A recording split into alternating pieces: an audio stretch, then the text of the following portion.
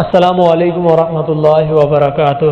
جیسا کہ یہ بات آیا ہے کہ ہم الحمدللہ مسلمان ہیں، تو ختم نبوت پر ہمارا پکا ایمان ہے۔ یہ ہمارا عقیدہ ہے کہ آپ علیہ الصلاۃ والسلام آخری نبی ہیں، آپ کے بعد کوئی اور دوسرا نبی، کسی بھی قسم کا کوئی دوسرا نبی نہیں آئے گا۔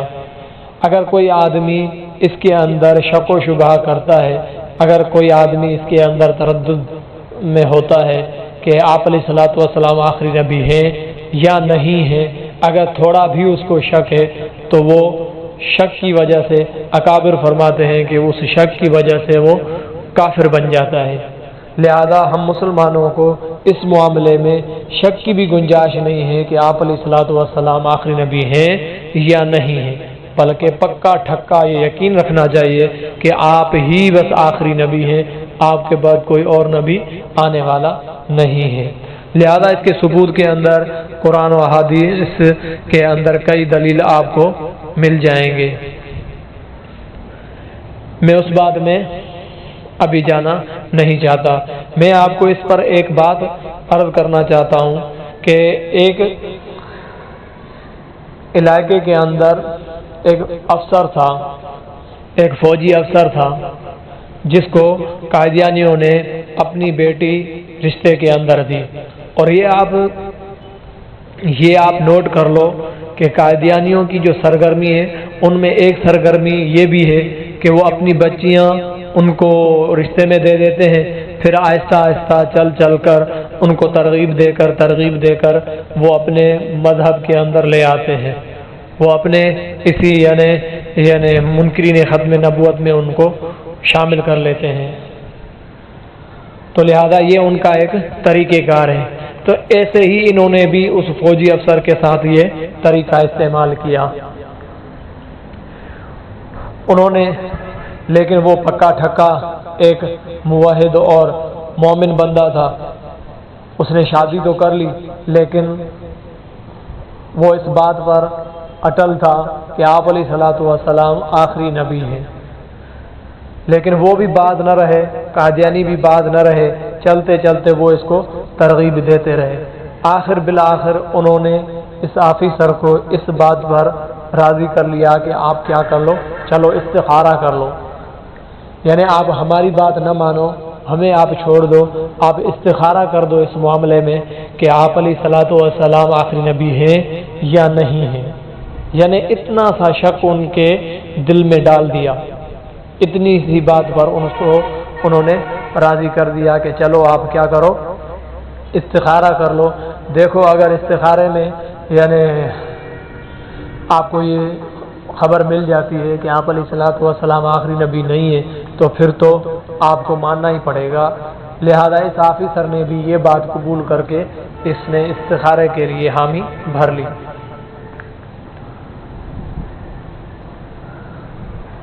اس طرح انہوں نے اس آفیسر کو ایک زہر پلایا، ایک ایسا انہوں نے یعنی میٹھا اس کو زہر پلا دیا۔ آفیسر کو یہ پتہ نہ چلا کہ میرا ایمان ہی مجھ سے چھینا جا رہا ہے۔ بہرحال اس نے استخارے کی حامی بھر لی۔ رات کو جب اس نے استخارے کی نیت سے نفل نماز پڑھ کر استخارہ کیا اور جب اس نے خواب کے اندر دیکھا کہ مرزا غلام احمد قادیانی جو ہے وہ نبی بنا ہوا ہے اور اس کے آس پاس لوگ جمع ہیں، جیسے ہی وہ صبح کو آفیسر اٹھا تو اپنے کیے ہوئے استخارے کے مطابق قادیانیت پر وہ ایمان لایا۔ محض خود ایمان وہ نہیں لایا بلکہ اس نے اتنا یہ مسئلہ بڑھا دیا کہ اوروں کو بھی اس پر ترغیب دینے لگا۔ لہذا اس نے باقاعدہ مرزے کی نبوت کی جو دعوت تھی وہ قبول بھی کر لی اور دعوت دینا بھی اس نے شروع کر دی، اور اپنے خاندان کو مرزا قادیانی کا امتی بنا ڈالا۔ سارے علماء بے بس تھے کہ جو عالم سے یعنی دعوت دیتا تو وہ آفیسر کہتا کہ میں نے کسی قادیانیت کی دعوت پر مرزے کو نبی نہیں مانا بلکہ میں نے تو باقاعدہ اس کے لیے استخارہ کیا ہے، جو کہ ایک شرعی یعنی طریقہ ہوتا ہے، میں نے اسی طریقے سے جانا ہے کہ یہ مرزا کیا ہے، نبی ہے۔ لہذا جب کوئی بھی عالم اسے دلیل سے مطمئن نہ کر سکا تو وہ تنگ آ کر علماء سے اس نے ملنا ہی اس آفیسر نے چھوڑ دیا، اس معاملے پر بات کرنا ہی اس نے علماء سے چھوڑ دی۔ بالآخر جناب نگر کے اندر جلسے میں مولانا یوسف لدھیانوی شہید رحمۃ اللہ علیہ تشریف لائے، اور ان حضرات کا، اس شخصیت کا ایک بڑا علاقے کے اندر شورا تھا، ایک بڑا تعارف تھا۔ تو یہ فوجی افسر اس نظام کے اس یعنی کی وجہ سے ملنے کو تیار ہو گیا کہ چلو ان کے بڑے مولوی کو بھی ہم دیکھ لیتے ہیں۔ اس ارادے سے اس نے یہ تیاری کر لی کہ جا کر میں مولانا یوسف لدھیانوی رحمۃ اللہ علیہ سے جا کر میں ملاقات کرتا ہوں اور اس مسئلے کا حل وہ بتا دیں گے، دیکھتے ہیں کہ ان کے اندر کتنا پاور ہے، آیا وہ میرے کو بھی دلیل دے کر قائل کر سکتے ہیں یا نہیں کر سکتے، یا میں ان سے بھی جیت جاتا ہوں، یا آیا اپنی اس نیت سے تھا۔ بہرحال مولانا نے جب فوجی آفیسر کا جو قضیہ تھا، جو اس کا یعنی جو واقعہ تھا، وہ واقعہ جب پورا سنا، اس فوجی افسر نے جب اپنا پورا واقعہ سنایا، اور حضرت جی نے جب وہ پورا واقعہ سنا اس فوجی افسر کی زبانی، اس نے یہ بھی آگے یعنی بڑھ چڑھ کر بڑے الفاظوں میں کہا کہ میں نے حضرت جی کسی کی دعوت یا کسی کی ترغیب میں نے قادیانیت کو قبول نہیں کیا، بلکہ یہ تو میں نے استخارہ کیا ہے، جیسے آپ کہتے ہو کہ استخارہ گویا کہ اللہ سے ایک مشورہ ہوتا ہے، تو میں نے بھی ایسے ہی اللہ رب العزت سے مشورہ کیا، اور مشورہ کر کے ہی پھر میں نے یہ کام کیا ہے۔ لہذا اگر کسی اور کی دلیل ہوتی تو الگ بات تھی، لیکن یہ میں نے خود اپنے آنکھوں سے دیکھا ہے، اور اسی آنکھوں دیکھی بات پر مجھے کیا ہوا ہے، ایمان ہوا ہے، مجھے اس پر یقین ہوا ہے کہ واقعتاً آپ علیہ الصلوۃ والسلام آخری نبی نہیں ہے، بلکہ مرزا احمد قادیانی بھی، غلام احمد قادیانی بھی نبی ہے۔ اب آپ ہی مجھے بتاؤ حضرت جی، مجھے اب آپ بتاؤ کہ میں کیا کروں۔ ایک طرف سے اللہ نے مجھے خواب کے اندر یہ اشارہ دیا، اور دوسری طرف یہ سارے مولوی، یہ سارے علماء میرے پیچھے لگے ہوئے ہیں۔ اب آپ مجھے بتاؤ کہ میں اللہ کی مانوں یا مولویوں کی مانوں؟ جو اللہ نے مجھے از خود خواب میں دکھایا وہ چھوڑ کر بھلا میں مولویوں کی کیسے مان لوں؟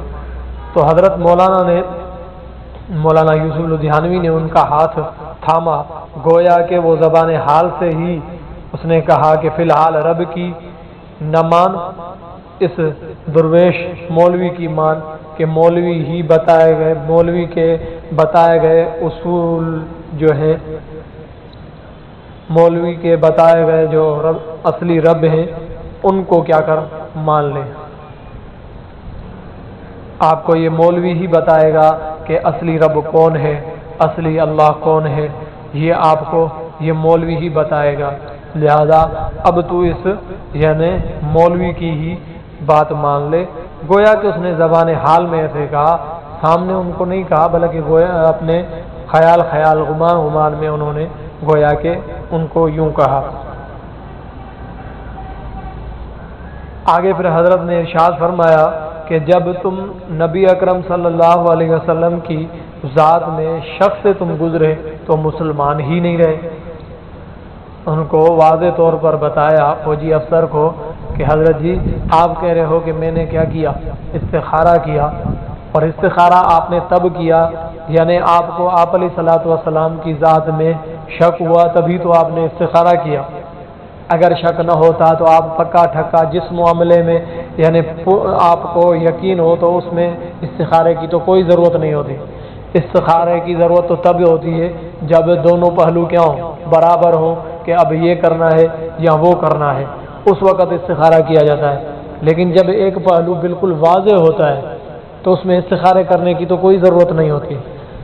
تو یہاں پر بھی ایک پہلو تو واضح تھا کہ آپ علیہ الصلوۃ والسلام آخری نبی ہیں، اس میں تو کوئی شک کی بات ہی نہیں، لیکن آپ نے اس مسئلے کو شک سے گزارا۔ جیسے ہی آپ نے اس ختم نبوت کے مسئلے کو شک سے گزارا تو آپ اس شک کی وجہ سے کافر بن گئے۔ اب جب آپ بن گئے کافر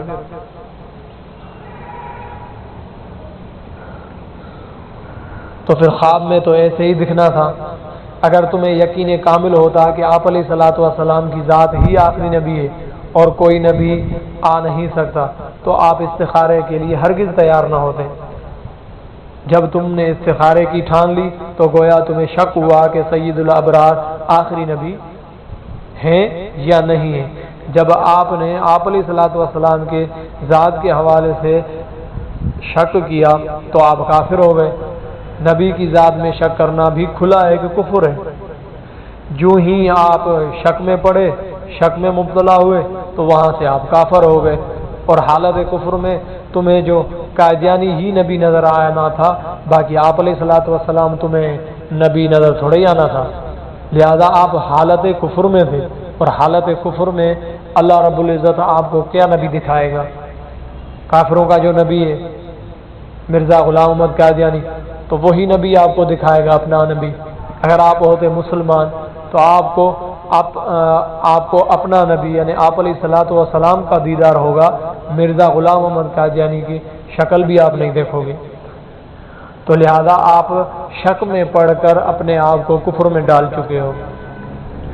فوجی افیسر جب یہ دلیل انہوں نے سنا تو یہ دلیل سن کر جھوم اٹھے اور کھڑا ہو کر کہنے لگے کہ مولانا شہید سے لپٹ گیا، اور اسی وقت اس نے توبہ کی اور پھر سے مسلمان ہوا۔ تو آپ ذرا سوچئے کہ ابتدا کہاں سے ہوئی تھی اور کہاں جا تک پہنچی، کیسے اسے آپ علیہ الصلوۃ والسلام کی ذات کے حوالے سے شک میں ڈالا گیا، پھر آخر میں انجام کیا ہوا۔ تو امام اعظم ابو حنیفہ رحمۃ اللہ علیہ فرماتے ہیں کہ بنا کسی دلیل کے ختم نبوت پر ایمان لے آؤ، بنا کسی دلیل کے۔ اگر یعنی آپ ختم نبوت پر دلیل مانگتے ہو تو دلیل نہ مانگو، بلکہ بنا کسی دلیل کے ختم نبوت پر ایمان لے آؤ۔ اگر کوئی سوال کرے، جو سوال کرے گا وہ کافر ہو جائے گا، تو لہذا سوال شک کی بنیاد پر کیا جاتا ہے۔ نبی اکرم صلی اللہ علیہ وسلم کی ذات میں تو شک ایک کھلا کفر ہے۔ اب دیکھو میرے دوستو، آپ بھی دیکھو کہ قادیانی ملعون کیسے مسلمانوں کو گمراہ کرتے ہیں۔ اس لیے ختم نبوت کا دفاع کرنا ہم سب مسلمانوں پر فرض عین ہے۔ دعا ہے کہ خالق کائنات ہم ناچیزوں کو بھی تا حیات ختم نبوت کا دفاع کرنے کے لیے ہمیں ہر وقت برجستہ رکھے۔ اللہ ہمیں اس دفاع کرنے کے لیے ہمیں تیار رکھے، اور اللہ ہماری خدمتوں کو اس میں قبول فرمائے۔